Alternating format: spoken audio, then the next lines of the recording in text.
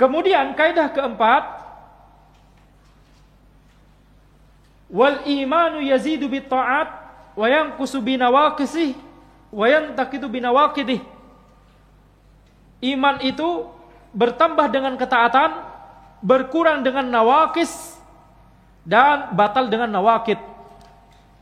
Nah, ini penting. Ya, ini penting sekali. Iman itu bertambah dengan ketaatan. Sebagaimana misalkan ya firman Allah Subhanahu wa taala, "Huwallazi anzala as-sakinata fi qulubil mu'minina liyazdadu imanan ma'a imanihim." Allah Subhanahu wa taala adalah zat yang menurunkan sakinah, ketenangan di hati-hati orang mukmin supaya imannya itu bertambah ya di atas keimanan mereka. Supaya keimanan mereka bertambah di atas keimanan mereka yang sudah ada sebelumnya. Jadi ketika diturunkan sakinah oleh Allah Subhanahu wa taala, iman orang mukmin bertambah. Maka di sini kita lihat ya iman itu bisa bertambah. Ya, bertambah dengan ketaatan, kemudian berkurang dengan nawaqis, batal dengan nawaqid. Apa ini yang dimaksud? Ya, kita lanjutkan kaidah yang keempat, wa dzalika li anna dzunuba ala nau'ain. Itu karena dosa-dosa itu terdiri atas dua jenis. Nawaqid wa hiya tunqidul iman wa tukhriju minal millah, wan nawaqis wa hiya tunqisul iman wa la tukhriju minal millah. Jenis dosa yang pertama adalah nawaqid dengan dhat, yaitu dosa-dosa yang membatalkan keimanan dan mengeluarkan pelakunya dari Islam. Ini jenis pertama. Jenis kedua nawaqis, yaitu dosa-dosa yang mengurangi keimanan dan tidak mengeluarkan pelakunya dari Islam. Jadi ada dua jenis dosa. Dosa pembatal keimanan dan dosa pengurang keimanan. Nawaqidul iman itu adalah pembatal keimanan, nawaqisul iman itu adalah pengurang keimanan.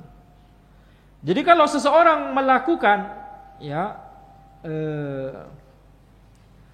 dosa yang merupakan pembatal keimanan, maka imannya langsung batal. Ya, imannya runtuh, langsung batal, keluar dari Islam menuju kekufuran. Ini bahayanya dosa-dosa yang merupakan nawaqidul iman, dosa-dosa pembatal keimanan. Sedangkan kalau melakukan dosa-dosa yang merupakan nawaqisul iman, pengurang keimanan, maka imannya tidak batal, dia tidak keluar dari Islam, ya, tetapi imannya berkurang. Ya, itulah mengapa disebut pengurang keimanan.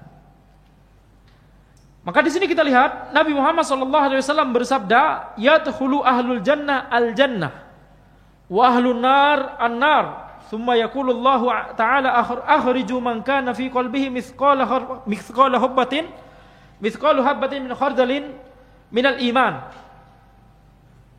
Yadkhulu ahlul jannah al-jannah, ketika penduduk surga masuk surga, ketika penduduk neraka masuk neraka, kemudian Allah Subhanahu wa taala berfirman, "Akhriju man kana fi qalbihi mithqalu habatin min khardalin min iman." Keluarkanlah orang-orang yang di dalam hatinya ada sekecil, seberat atau sebesar biji sawi dari iman. Yani iman itu bisa sekecil biji sawi seperti itu. Mithqalu habatin min khardalin min iman. Jadi iman itu bisa berkurang sampai sekecil itu. Jadi ini menunjukkan bahwa iman itu bisa berkurang. Ya, di antara dalil bahwa iman itu bisa berkurang. Iman bisa bertambah dan iman bisa berkurang. Itu kesimpulan dari kaidah yang keempat. Tetapi sekarang nanti ya iman itu berkurang dengan nawaqis, tapi juga batal dengan nawaqid. Jadi ini yang harus kita ya pahami, bahwa ada dosa-dosa yang merupakan pembatal keimanan dan itu jumlahnya lumayan banyak. Dan itu semuanya adalah dosa-dosa yang sangat besar, ya. Sehingga wajib bagi kita untuk mempelajari tentang dosa-dosa tersebut sehingga kita bisa menghindari dosa-dosa tersebut dan mengedukasi masyarakat untuk menjauhi dosa-dosa tersebut, begitu ya. Jadi yang namanya pembatal keimanan, yang namanya orang itu keluar dari Islam menuju kekufuran, itu tidak hanya ketika dia pindah agama. Itu kesimpulannya. Paham? Jangan kemudian kita memahami bahwa orang itu tidak lagi di dalam Islam, tidak lagi di dalam lingkup Islam, tidak lagi dinilai sebagai muslim oleh Allah Subhanahu wa taala, tidak hanya ketika orang tersebut pindah agama. Tapi ada juga dosa-dosa yang dia lakukan, dia sekedar melakukan dosa tersebut, maka itu akan mengeluarkannya dari agama. Kenapa? Karena dosa itu sangat besar. Yang itu akan kita jelaskan apa saja dosa-dosa tersebut di kaidah yang kelima. InsyaAllah, sebentar lagi. Ya, jadi ada dosa-dosa yang sangat besar yang ketika itu dilakukan, satu saja dari dosa tersebut dilakukan, walaupun orang tersebut tidak menyengaja untuk pindah agama, gitu ya, Allahul musta'an, maka ini berbahaya. Ini bisa jadi dia tidak lagi dinilai sebagai muslim di sisi Allah Subhanahu wa taala. Kalau ada yang bertanya, kalau ada yang protes misalkan, antum ini kok ngomongin dosa-dosa yang bikin orang keluar dari Islam. Bukankah tujuan kita adalah memasukkan orang-orang untuk masuk Islam gitu ya? Kenapa kok antum malah ingin mengeluarkan orang dari Islam?